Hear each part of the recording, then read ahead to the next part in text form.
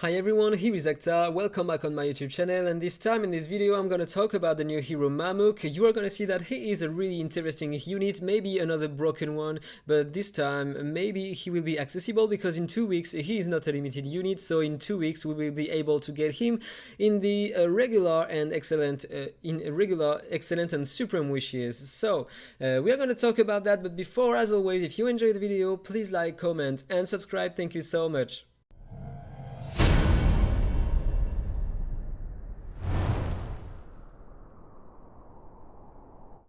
So this is Mamuk, a legendary hero from the Eternal Sect. This is a defense unit with the green mark. He is such a great unit. Look at his basic attack first, because it is a really interesting one for the dungeons and every kind of content in the game.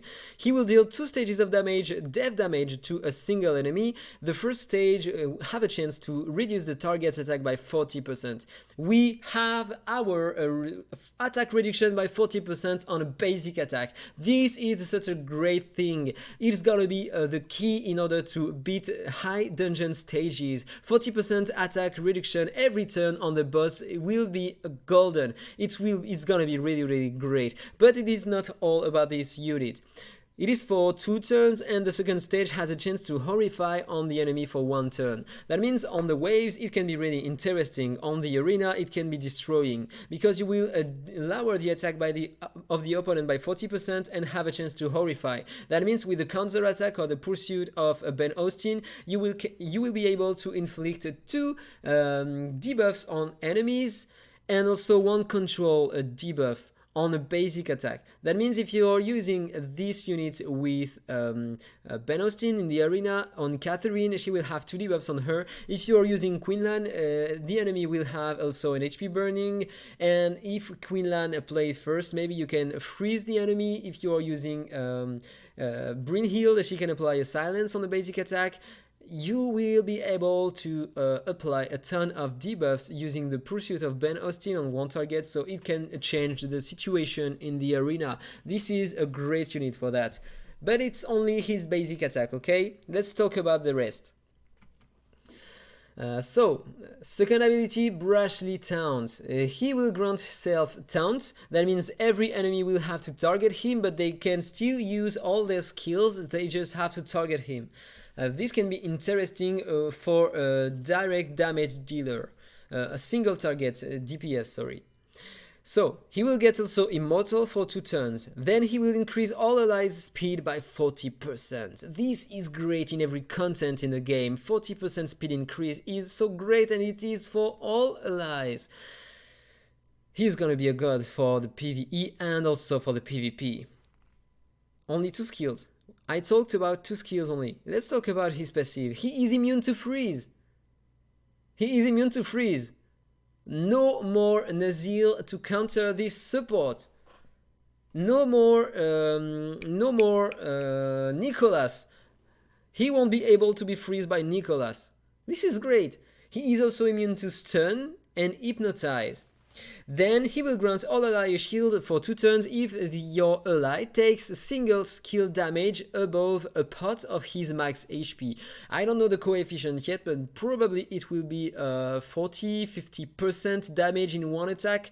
So he will protect your ally, or if your ally is inflicted with freeze, stun and hypnotize. That means he can protect your allies if they are frozen, stunned or hypnotized.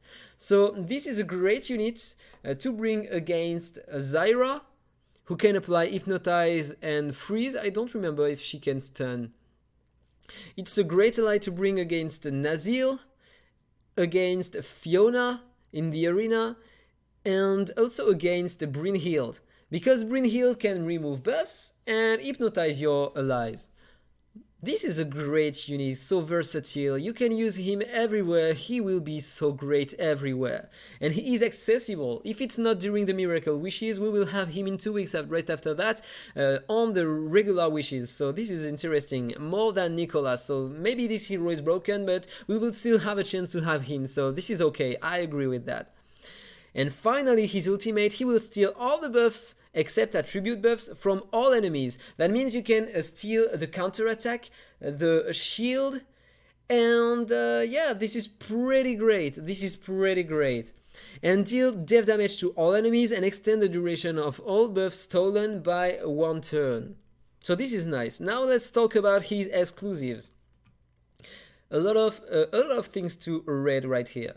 So when he will use his second ability, it will have a 2 turns duration, the taunt on him and the immortal. Whenever he will take 5% of max HP with damage, he will get a layer of engulfing power, up to 12 layers. For each layer of this unique buff, he will consume them after 2 turns, 2 turns after he uses his second ability, and he will restore a part of the HP for all allies for each layer of engulfing power consumed. So you can counter it if you remove the taunt on him and target other enemies. He won't get any engulfing power on him. But if you can't remove this, so if you use this in dungeons, enemies won't remove it from you, so you will be able to heal your allies passively using this first exclusive, and this is really great. And also if he dies, he will consume all the buffs, all the engulfing powers to restore all HP, some HP of all allies. And this is really interesting for the PvE, and also nice for the PvP.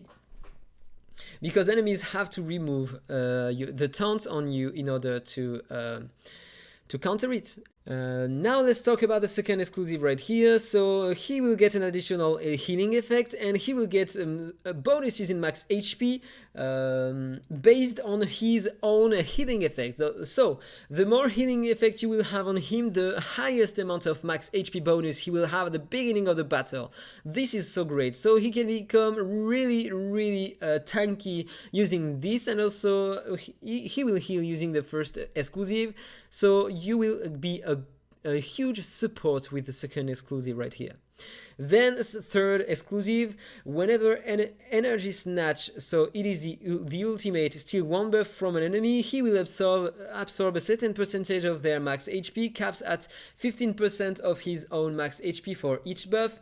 So if you are not full health, you will inflict a lot of damage using this, especially if you are low HP on him, because once you reach 100% HP on him, you won't inflict HP damage anymore on the enemy. Instead of that, you will restore all allies' HP by a certain percentage of his max HP. So this is interesting.